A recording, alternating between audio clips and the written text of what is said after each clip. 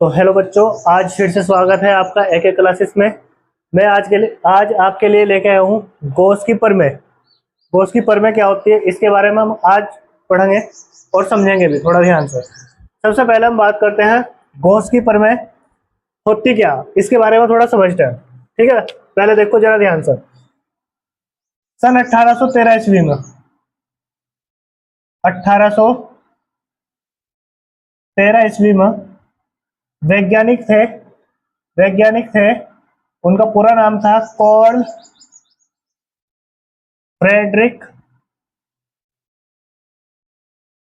Gauss. पूरा नाम था कार्ल फ्रेडरिक गाउस।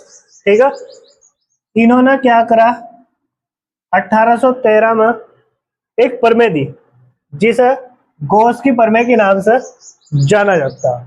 ठीक है, तो गॉस की प्रमेय के अनुसार इन्होंने बताया, गॉस नामक वैज्ञानिक ने बताया, यदि हमारे पास कोई बंद पृष्ठ होगा, चारों ओर सब बंद होना चाहिए, पूरी तरीके से क्लोज होना चाहिए, बंद होना चाहिए। ठीक है, एक बंद पृष्ठ हुआ, क्या हुआ, बंद पृष्ठ। ठीक है, इन्होंने बताया कि हमारे पास यदि कोई बंद पृष्ठ है और उससे होकर, ठीक है, बहुत सारी विद्युत बल रेखाएं इस तरीके से गुजर रही है। ठीक है, और विद्युत बल रेखाओं की संख्या की माप को हम क्या बोलते हैं, विद्युत फ्लक्स। क्या बोलते हैं, विद्युत फ्लक्स। तो इन्होंने बताया कि किसी भी बंद पृष्ठ से होकर गुजरने वाला जो कुल विद्युत फ्लक्स होता है फाई नेट, किसी भी बंद पृष्ठ से होकर गुजरने वाला जो कुल विद्युत फ्लक्स है फाई नेट, वो उस बंद पृष्ठ के अंदर स्थित जो कुल आवेश होगा क्यू नेट। ठीक है, उस बंद पृष्ठ के अंदर स्थित जो कुल आवेश है क्यू नेट।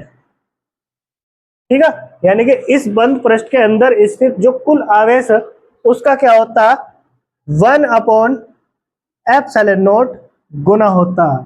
इसे ही हम क्या बोलते हैं, गॉस की प्रमेय बोलते हैं। क्या बोलते हैं भैया, गॉस की प्रमेय। ठीक है, सन 1813 ईस्वी में कार्ल फ्रेडरिक गाउस ने एक प्रमेय दी जिसे हम क्या बोलते हैं, गॉस की प्रमेय बोलते हैं। और इस प्रमेय के अनुसार यदि हमारे पास कोई बंद पृष्ठ है और उस बंद पृष्ठ से होकर गुजरने वाला कुल जो विद्युत फ्लक्स होता है, उस बंद पृष्ठ के अंदर स्थित कुल आवेश का वो 1/एप्सिलॉन नॉट गुना होता है।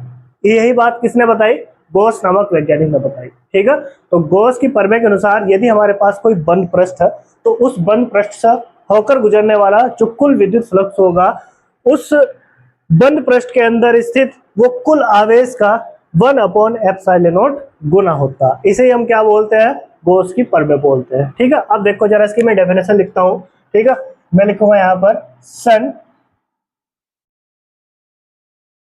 1813 ईस्वी में, सन 1813 ईस्वी में कार्ल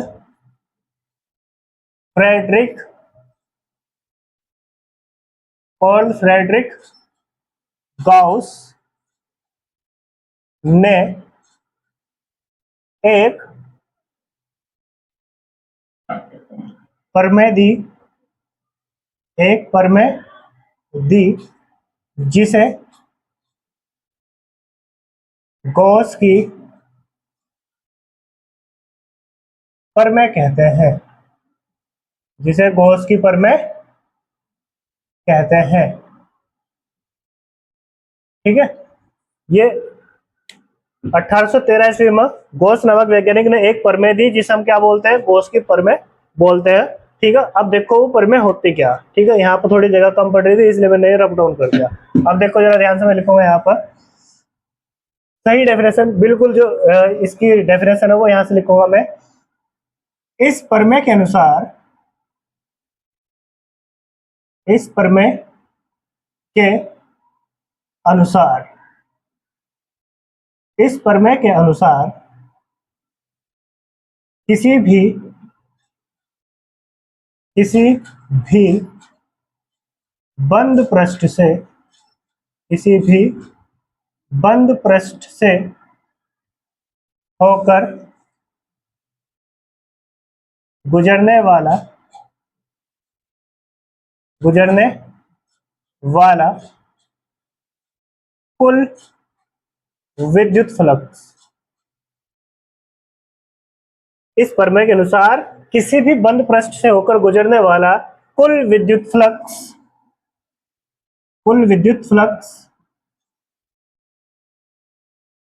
उस बंद पृष्ठ के अंदर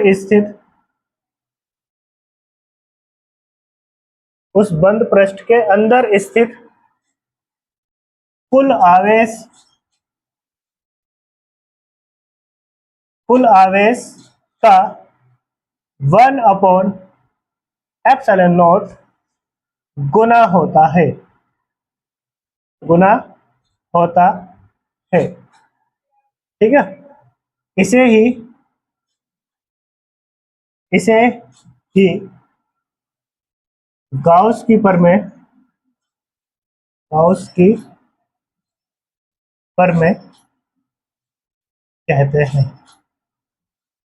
गाउस की प्रमेय कहते हैं।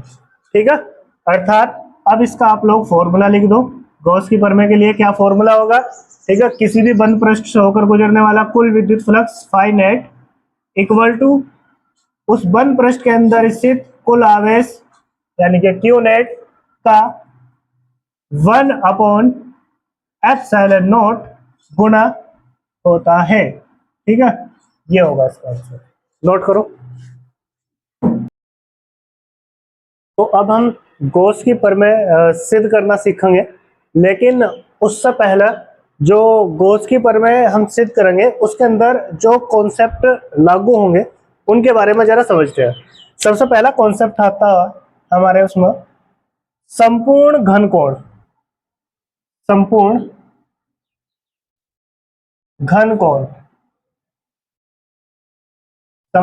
घनकोण क्या होता है इसके बारे में हम बात करते हैं। संपूर्ण घनकोण हम इस तरीके से निकालते हैं, जैसे मान लो हमारे पास यहाँ पर कोई ये पॉइंट है। ठीक है, इसे बिंदु ओ मान लो। ठीक है, यहाँ से इस तरीके से मान लो शंकु के आकार का है, यहाँ पे इस तरीके से कोण बनना है इस बिंदु ओ को। ठीक है, शंकु के आकार का ये इस तरीके से बना हुआ है। ठीक है, अगर यहाँ पर मैं ये कोण निकाल लूँ, ओमेगा निकाल लूँ, ठीक है, तो इसे निकालने के लिए देखो हम बात करते हैं संपूर्ण घनकोण। ठीक है, क्या होगा अगर ये मैं यहाँ पर ये छोटा सा कोण निकाल लूंगा, डी ओमेगा ऐसा बोलते हैं। ठीक है, तो इसके लिए फॉर्मूला होगा D A cos theta upon, ठीक है, तो आर का क्या होगा स्क्वायर, इस तरीके से होगा। अगर हम संपूर्ण घनकोण निकालेंगे तो उसके लिए फॉर्मूला होगा d omega equal to d A cos theta upon r square. एक फॉर्मूला का ये यूज करेंगे। ठीक है, और अगर यहाँ पर हम ओमेगा निकाल लेंगे, क्या निकाल लेंगे? ओमेगा, पूरा वो निकाल लेंगे कोण। ठीक है, संपूर्ण घनकोण निकाल लेंगे। ठीक है, तो इसका अगर देखो यहाँ से डी हट जाएगा, डेविएशन हट जाएगा, तो यहाँ पर कोस थीटा का मान मान लो 0 डिग्री रहा होगा। ठीक है, तो कोस 0 की वैल्यू होती है 1। फिर क्या बचेगा यहाँ पर डी ए, यहाँ से क्या कहते हैं डी भी हटा दो। ठीक है, तो इस पूरे का क्या होगा क्षेत्रफल होगा 4 पाई आर स्क्वायर, और बटे में क्या है इसके आर स्क्वायर था, आर स्क्वायर कैंसिल, तो ओमेगा का मान क्या होगा 4 पाई। ठीक है, दूसरी चीज ये ध्यान रखनी, अगर आप लोगों को कहीं ओमेगा लिखा दिखाई देगा तो उसकी जगह लिखोगे आप लोग 4 पाई। ठीक है, d A cos theta upon r square दिखाई दिया, उसकी जगह आप लिखोगे क्या डी ओमेगा। ठीक है, इस तरीके से, या डी ओमेगा दिख रहा हो तो उसकी जगह लिखोगे d A cos theta upon r square. ठीक है, देखो ये ओमेगा का साइन है, कोई भी डब्ल्यू में समझ लियो, डब्ल्यू के जैसा ही होता है, लेकिन ऊपर से थोड़े से इसके सिरे मुड़े हुए होते हैं, इस तरीके से ओमेगा होता है। ठीक है, ये हो गया ओमेगा। ठीक है, फिर तीसरा कॉन्सेप्ट जो इसके अंदर लगेगा, मैंने आप लोगों को ये पढ़ा रखा, मान लो ये बिंदु ओ पर कोई प्लस क्यू आवेश स्थित है। ठीक है, प्लस क्यू आवेश आर दूरी पर एक बिंदु आवेश के कारण कोई बिंदु पी है। ठीक है, इस आर दूरी पर अगर मुझे विद्युत क्षेत्र की तीव्रता निकालनी है, एक बिंदु आवेश के कारण विद्युत क्षेत्र की तीव्रता का मैंने आप लोगों को फॉर्मूला लिखवा रखा, E बराबर 1/4 pi epsilon naught into q upon r square, ये फॉर्मूला लिखा रखा, ठीक है। तो जब हम गॉस की प्रमेय सिद्ध करेंगे तो उसमें ये 2-3 कॉन्सेप्ट यूज होंगे, ठीक है। इन्हें नोट करो पहला। तो अब हम शुरू करते हैं गॉस की प्रमेय सिद्ध करना। जो गॉस की प्रमेय है, अब हम उसके सूत्र की क्या करेंगे, स्थापना करेंगे। देखो जरा ध्यान से, गॉस की जो प्रमेय है, ठीक है, अगर हमें गॉस की प्रमेय सिद्ध करनी तो उसके लिए सबसे पहला हमें चाहिए होगा एक बंद पृष्ठ। क्या चाहिए होगा? बंद पृष्ठ, ठीक है। मैंने बताया था आप लोगों को गॉस की प्रमेय जब से समझाई थी कि किसी भी बंद पृष्ठ से होकर गुजरने वाला जो कुल विद्युत फ्लक्स होता है, ठीक है, उसका जो मान होगा उस बंद पृष्ठ के अंदर स्थित कुल आवेश का 1/ε0 गुना होता है, ऐसा मैंने बताया था। अब हमें क्या करना है, गॉस की प्रमेय सिद्ध करनी है, ठीक है। तो गॉस की प्रमेय सिद्ध करने के लिए सबसे पहले हमें एक बंद पृष्ठ बनाना होगा। क्या बनाना होगा? बंद पृष्ठ, ठीक है। अब मैंने कहा सबसे पहले हमने एक बंद पृष्ठ बनाया, ठीक है। जो जो चीज हम बनाएंगे ना इसमें, वही चीज हम थ्योरी में लिखेंगे। सबसे पहले मैंने एक बंद पृष्ठ बनाया भाई। क्या बनाया? ये एक बंद पृष्ठ है। क्या है? बंद पृष्ठ, ठीक है। हमने इसे चलो इधर लिख भी दिया, ये हमने क्या बना दिया, एक बंद पृष्ठ बना दिया। वैसे तो हमें दिख ही रहा, ठीक है, मैंने लिख भी दिया, ये बंद पृष्ठ है भैया, ठीक है। इस बंद पृष्ठ के अंदर मान लो कोई बिंदु O था, ठीक है। इस बिंदु O पर कोई प्लस क्यू आवेश रखा हुआ, ठीक है। और इस प्लस क्यू आवेश के कारण, ठीक है, इस बंद पृष्ठ के किसी बिंदु पर, ठीक है, कोई बिंदु हमने मान लिया यहाँ पर P, ठीक है। इसकी जो दूरी है वो क्या है? R है। कितनी है? प्लस क्यू आवेश से बिंदु P तक की दूरी कितनी है? R, ठीक है। प्लस क्यू आवेश के कारण अगर बिंदु P को विद्युत क्षेत्र की तीव्रता निकाल लो माने, ठीक है, तो विद्युत क्षेत्र की तीव्रता इधर होगी या नहीं होगी? और ये एक बंद पृष्ठ है। क्या है? एक बंद पृष्ठ। हमें पता है कि प्रत्येक पृष्ठ छोटे छोटे खंडों या अवयवों से मिलकर बना होता है, जिन्हें हम बोलते हैं क्षेत्रफल अवयव। क्या बोलते हैं? क्षेत्रफल अवयव। तो यहाँ पर भी इस बिंदु P पर ही मान लो एक क्षेत्रफल अवयव होगा। और क्षेत्रफल अवयव क्या होती है? एक सदिश राशि होती है, और सदिश राशि में क्या होती है? दिशा। और क्षेत्रफल अवयव की दिशा क्या होती है? पृष्ठ के बाहर की ओर। मैंने कहा क्षेत्रफल अवयव की दिशा इधर की ओर मान लो, वो होगी DA, क्षेत्रफल अवयव, ठीक है, इसकी दिशा इधर की ओर है, ठीक है। इसी प्रकार अब देखो ध्यान से, यहाँ पर विद्युत क्षेत्र की तीव्रता E, क्षेत्रफल अवयव DA, इसके बीच में देखो एक कोण बन रहा है, ठीक है। इस कोण को मैंने बोल दिया थीटा। क्या बोल दिया? थीटा। कोई दिक्कत यहाँ तक? कोई परेशानी है तो नहीं? जितनी चीजें मैंने यहाँ पर बनाई वही सारी हमें थ्योरी में लिखनी, ठीक है। इस तरीके से लाइन वाइज कन्वर्ट करनी, जिससे हमारा एक लाइन में ही सारी बातें कंप्लीट हो जाए, ठीक है। सबसे पहले ये बताओ, ये प्रश्न यहाँ पहले से उपस्थित था या हमने मान का बनाया? मान का बनाया। कोई भी चीज यहाँ परमानेंट नहीं है, ठीक है, ये हमने मान कर लिखी है, ठीक। तो अब जितनी बातें मैंने इसमें अभी लिखवाई, वो आप लोगों को क्या करनी, मेरे साथ रिपीट करनी, और वही क्या होगी, थ्योरी में यहाँ पर लिख के जाएगी, ठीक है। देखो जरा ध्यान से क्या बातें हैं। देखो सबसे पहले हमने क्या करा था, एक बंद पृष्ठ लिया था। क्या लिया था? बंद पृष्ठ। और बंद पृष्ठ के अंदर एक बिंदु लिया था O। क्या लिया था? बिंदु O लिया था, और उस पर क्या करा था मैंने? प्लस क्यू आवेश रखा था। क्या रखा था? और उससे R दूरी ली थी, ठीक है, जिस पर एक बिंदु था P, और उस पर विद्युत क्षेत्र की तीव्रता थी E, और क्षेत्रफल अवयव था DA, उसके बीच बनने वाला कौन था? क्या? थीटा। क्या था? थीटा, ठीक है। अब देखो जरा ध्यान से, अब हम मैं यहाँ थ्योरी बोलूंगा, रिपीट करना मेरे साथ साथ, ठीक है। सबसे पहला पॉइंट बोलेंगे, माना किसी बंद पृष्ठ में बिंदु O पर प्लस क्यू आवेश से R दूरी पर बिंदु P पर विद्युत क्षेत्र की तीव्रता E तथा क्षेत्रफल अवयव DA के बीच बनने वाला कोण थीटा है। हमें संपूर्ण पृष्ठ से होकर गुजरने वाले विद्युत फ्लक्स का सूत्र स्थापित करना है। ठीक है, क्योंकि हम गॉस की प्रमेय में क्या निकालते हैं, विद्युत फ्लक्स निकालते हैं, कुल विद्युत फ्लक्स निकालते हैं। ठीक है, तो चलो यही थियोरी मैं अब यहाँ पर लिखूंगा। ठीक है,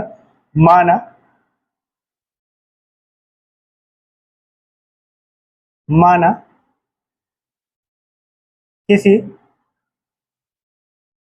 बंद पृष्ठ में, माना किसी बंद पृष्ठ में बिंदु O पर, बिंदु O पर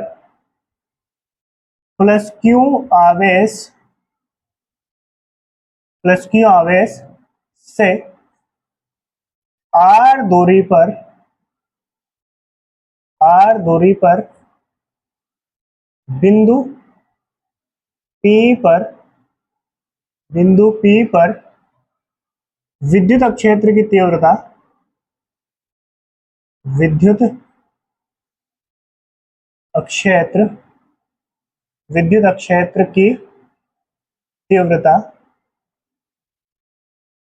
क्षेत्र की तीव्रता, E तथा क्षेत्रफल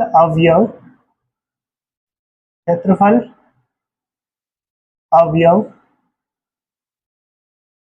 dA, क्षेत्रफल अवयव क्या होगा, dA के बीच बनने वाला कोण थीटा है। ठीक है, विद्युत क्षेत्र की तीव्रता E तथा क्षेत्रफल अवयव dA, इनके बीच में बनने वाला कोण क्या है, थीटा, जो कि मैंने यहाँ पर दर्शा दिया। ठीक है, हम लिखेंगे यहाँ पर, हमें संपूर्ण पृष्ठ से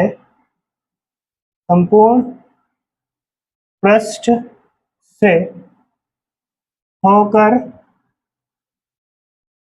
गुजरने वाले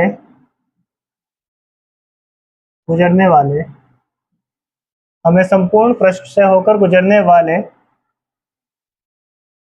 विद्युत फ्लक्स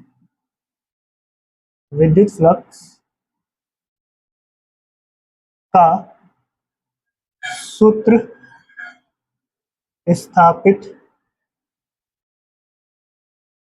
करना है। ठीक है, हमें क्या करना है, इस संपूर्ण पृष्ठ से होकर गुजरने वाले जो विद्युत फ्लक्स होगा उसका सूत्र क्या करना, स्थापित करना। ठीक है, अब हम कहेंगे यहाँ पर वी नाउ दे। ठीक है भाई, हम जानते हैं, ठीक है, हमने कहा यहाँ पर हम जानते हैं क्षेत्रफल अवयव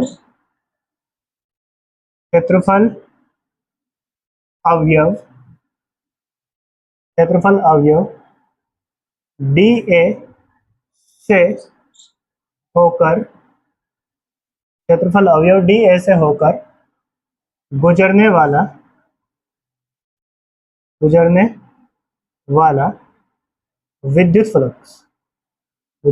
विद्युत फ्लक्स, ठीक है, हमें पता है क्षेत्रफल अवयव dA से होकर गुजरने वाला विद्युत फ्लक्स क्या होता है, d phi equal to E dot dA cos theta, ये होता है भाई E dot dA cos theta. ठीक है, इसे हमने बोल दिया समीकरण नंबर फर्स्ट। कोई दिक्कत यहाँ तक? ठीक है, अब हम कहेंगे यहाँ पर देखो प्लस क्यू आवेश के कारण, ठीक है, ये देखो प्लस क्यू आवेश है, प्लस क्यू आवेश के कारण बिंदु P पर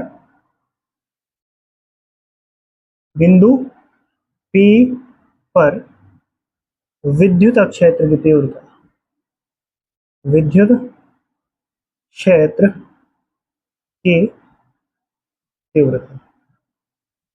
विद्युत क्षेत्र की तीव्रता, प्लस क्यू आवेश के कारण बिंदु P पर विद्युत क्षेत्र की तीव्रता।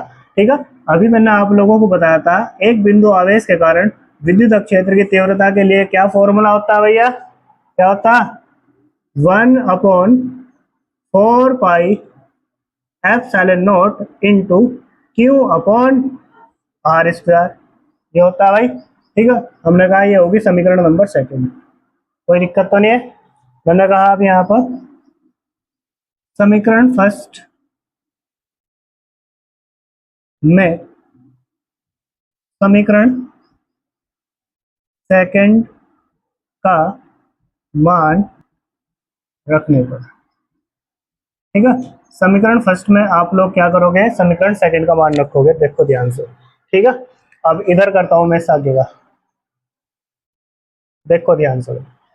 समीकरण फर्स्ट में समीकरण सेकंड का मान रखेंगे, तो समीकरण फर्स्ट देखो क्या है हमारे पास, डी फाइव इक्वल टू ई, ई की जगह अब ई नहीं रहा, समीकरण सेकंड में देखो ई का मान क्या आया, 1/4 pi epsilon naught into q upon r square.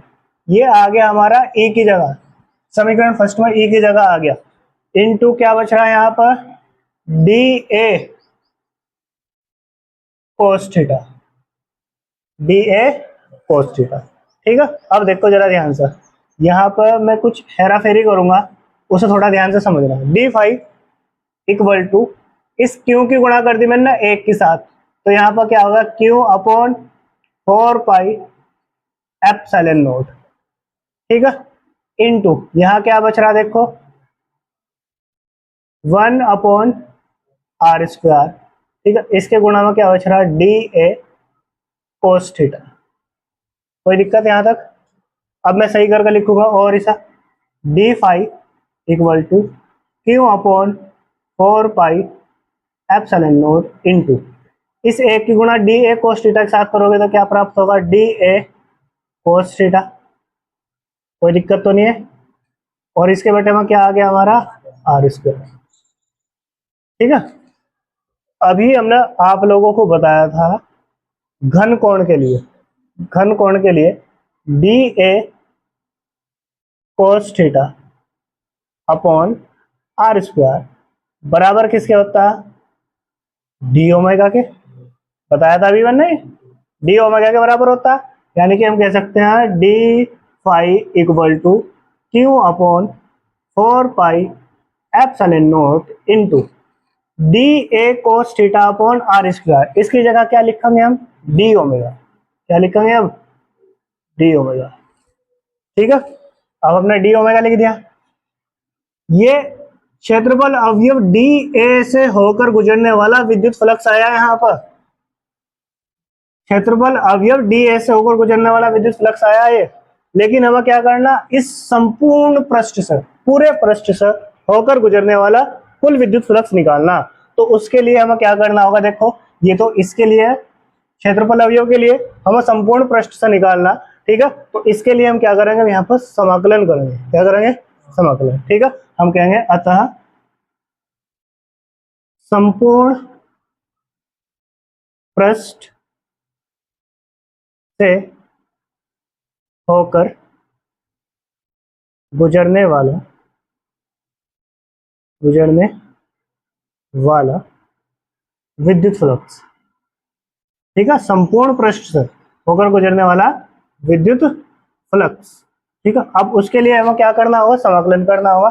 समाकलन करेंगे, यहाँ पर देखो डी फाइव, इसका समाकलन होगा बराबर समाकलन Q upon 4 pi epsilon naught into D omega, ठीक है, ये मैंने लिख दिया डी ओमेगा। अब समाकलन कांस्टेंट राशि का तो होता है नहीं, Q upon 4 pi epsilon not, ये तो समाकलन से बाहर आ जाएगी। तो मैंने कहा यहाँ पर डी फाइव समाकलन इसका कर होगा, तो लिखो एक बार एटा अगला समाकलन कुछ, ठीक है, Q upon 4 pi epsilon not, ठीक है, इनटू समाकलन किसका होगा, डी ओमेगा का, क्योंकि समाकलन उसी का होता है जिसमें कुछ ना कुछ क्या हो, परिवर्तन हो, ठीक है। यहाँ Q upon 4 pi epsilon not तो कांस्टेंट हो गया, ठीक है, तो इनका तो समाकलन होने का नहीं, परिवर्तन किन में हो रहा है, विद्युत फ्लक्स में, और ठीक है ये जो कोण है यहाँ पर, ठीक है। अब देखो ये डी फाइव का समाकलन क्या होगा, फाइव नेट, यानी कि कुल विद्युत flux Q upon 4 pi epsilon not, ठीक है, इनटू ये डी ओमेगा है, इसका समाकलन क्या होगा, ओमेगा, क्या होगा, ओमेगा, और चूंकि ओमेगा क्या है, संपूर्ण घन कोण, और संपूर्ण घन कोण ओमेगा का मान मैंने आप लोगों को अभी बताया था कितना है, 4 पाई। कितना है भैया, तो मैंने कहा phi net equal to q upon 4 pi epsilon naught into, यहाँ पर गुणा का चिन्ह लगा दो चाहे इनटू की जगह, ओमेगा का मान कितना होगा 4 पाई। ठीक है, 4 पाई से 4 पाई कैंसिल, 4 पाई से 4 पाई कैंसिल। ठीक है, अब देखो यहाँ पर इधर साइड में लिख रहा मैं इसका, क्योंकि नीचे जगह नहीं बच रही इधर। ठीक है, तो मैंने कहा यहाँ पर phi pi net equal to क्या बच रहा है यहाँ पर, क्यू, ठीक है, अपॉन एप्सिलॉन नॉट। ठीक है, या इसे ही हम ऐसा करके लिख सकते हैं। ठीक है, वैसे तो सीधो का आ गया है, इसे ही हम ऐसा करके लिख सकते हैं, phi net equal to q अलग से लिख दिया, गुणा में इसके 1 अपॉन एप्सिलॉन नॉट, इसे ऐसा करके भी तो लिख सकते हैं हम। ठीक है, और यही क्या है हमारी गॉस की प्रमेय, यही गॉस की प्रमेय है,